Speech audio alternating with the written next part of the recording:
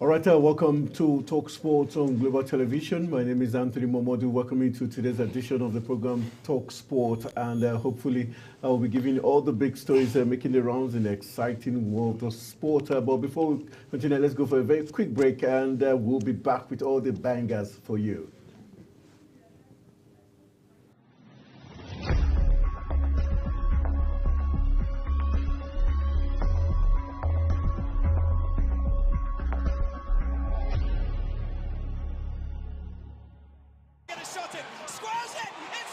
It's time for sports' biggest moments on global television. The headlines, scores, breaking news, and commentaries on sporty events. Talking with the biggest players, strikers, and about the slam dunks and goals, stunning saves, near misses, and upsets. Let's talk about the greatest home runs, comebacks, knockdowns, and victories. Talk Sports with the King of Sports, Anthony Momodu. Weekdays, 10 a.m. Don't miss out. Oh, that goal! Beautiful work from the wingers!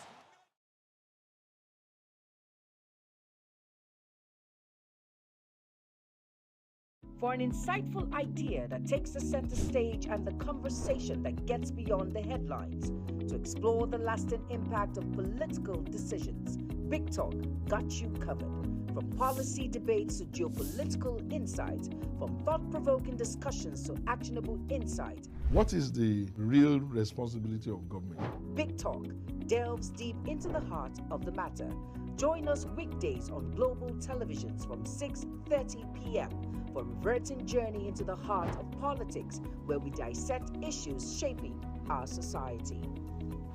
With every government and introduction of new policies, businesses of all kinds and sizes seize the opportunity to evolve and redefine themselves. Business Point on global television is where we follow the money and put the facts and figures right in front of you. Watch Business Point every Monday through Friday at 11 a.m. as Kikelamo Okeri tracks all the latest developments across critical sectors. Business Point, this is business.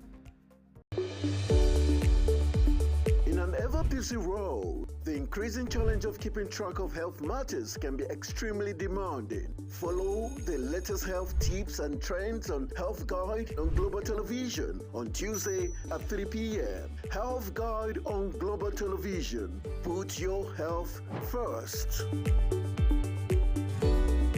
Are you a food lover? Do you care about your health and nutrition? Are you interested in exploring the diverse culinary traditions from around the world? Then look no further. Introducing Lunch Global on Global Television, a show that takes you on a delicious journey through the world of food, nutrition, and diet.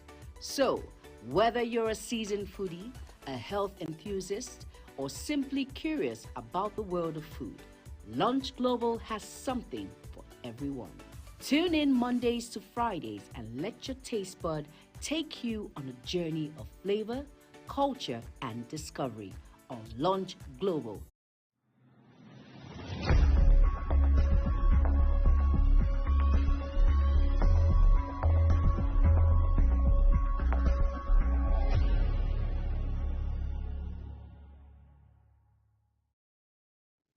All right, welcome back from the break. You're watching Talk Sport on Global Television. It's a Democracy Day, and we're saying Happy Democracy Day, June 12, 2024, and 25 years of uninterrupted democracy, and we're celebrating it with a big shout. And also in the sporting world, we also did celebrate it, but even though the Super Eagles are hell-bent on making us sad, we refuse to be sad. All right, let's welcome Samuel Odi, who is still punching his phones are trying to see if the result he saw 3 days back was true or not. Funny enough, it's true. The Super Eagles did lose 2-1.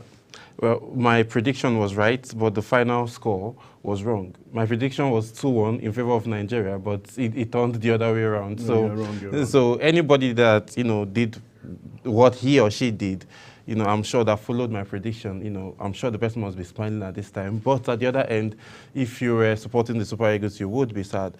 But it's a great day. It's Democracy Day, so no matter what, Nigeria, they carry last, so we'll just be smiling and then waving the green, white, green flag. And we've been enjoying democracy for a very long time. But today, at this hour, let's just talk sport and just get ourselves into the groove of democracy. All right, Super Eagles not doing so well. 3 draws, 1 loss, bad enough. This is when you begin to ask yourself, are these Super Eagles or Super Chickens? That's a big question. There's a guest who has been missing in action for a couple of weeks. He told us he had an hamstring injury, only for us to find out it was more than that. Obviously, he's older than his age, so it was hard for him to recover quickly. Dixon Mazino will be joining us in the course of the program. He's actually warming up on the sidelines. So happy to take a jab at him. Long time no see. All right, let's begin Talk Sport with the big stories concerning Nigerian League. As followers of the Nigerian Premier Football League have applauded the NPFL board for not wasting time in punishing reigning champions Enyimba of Aba and leaders Enugu Rangers over the violence which disrupted their potential 2023-2024 match day 35 title decider in Enugu. What could have been the biggest game of the season ended embarrassingly at the Nnamdi Azikiwe Stadium when Enyimba players walked off in protest of a late penalty awarded to the host, and the fans in turn descended on the pitch to wreak further havoc. The league body acted swiftly on Monday by awarding 3 points and 3 goals to Enugu Rangers, plus a fine of 5 million naira for the overstretching the capacity of the stadium, while Enyimba were handed a 10 million naira fine for disrupting the live match on Star Times. And among other breaches of the league's framework, Enyimba were also ordered to produce some of their culpable officials and players who were involved in the assault of the match officials. Meanwhile, NPFL commentator Ralph Chidozie George described the decision as apt but called for more punishment for Rangers and the match commissioner. The 3-point Enugu Rangers benefited from the decision, put 4 points ahead of Enyimba and Remo Stars in the title race as they face the Shooting Stars 3LC in Ibadan today, while the reigning champions also at home to Bayelsa United, while Remo Stars will welcome Heartland of Owerri in Ikenne. All right, let's look at that play out, the swift punishment by the NPL. Do you think it's appropriate? Very appropriate. I like the fact that they were swift and they didn't even drag the whole punishment run so long, because this is unacceptable in the level of in football. And again, the Nigerian Professional League has come a long way to be condoning stuff like that. They've been fighting for decades now for the league to be very good and be of a very high standard. And then you can accept actions or attitude like this from players and club owners, because if not for their reaction of Enyimba, the fans wouldn't even have the momentum to join in causing more havoc on the pitch. So I'm okay with the fact that they are paying a fine of 10 million naira, and Enyimba and Enugu Rangers are having the best laugh now with extra 3 points, and it's looking as if they are going to run away with the championship. But is this complete justice? What for the official who did give a very funny penalty towards the end of the game? That's the job of the NFF to look at and then extract to be sure that that was actually a penalty. And then if that was a wrong call, nobody should be spared at this point. whosoever that did anything wrong should go ahead and get punished. So that's what I am saying at this point. So if the call was wrong, and then if they review the play and then they watch it over and over again, and then they see that, okay, this call was actually wrong, then everybody that deserves to be punished should get punished. All right, but what does this mean to the many matches now? We've got Eyimba who will be at home facing Bayelsa United. Rangers also will be facing their own opponents.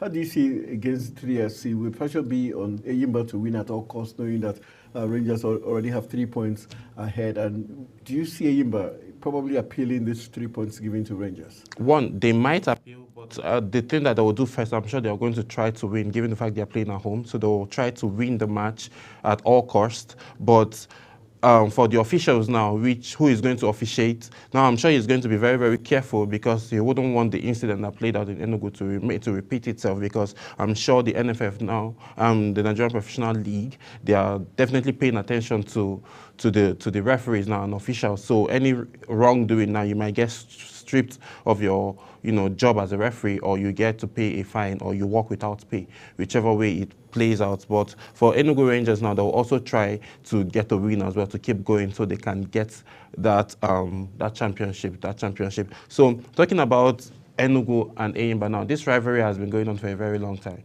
So I wasn't surprised that I saw them playing a goalless draw in Aba, and also getting into the stoppage time with a goalless draw. So the whole thing that pans out now, it boils down to the officiating of the match. Yes. Can we also blame Enugu Rangers for poor security arrangement? Because for the fans to have broken loose and got into the pitch, don't you think Rangers didn't deserve the 3 points?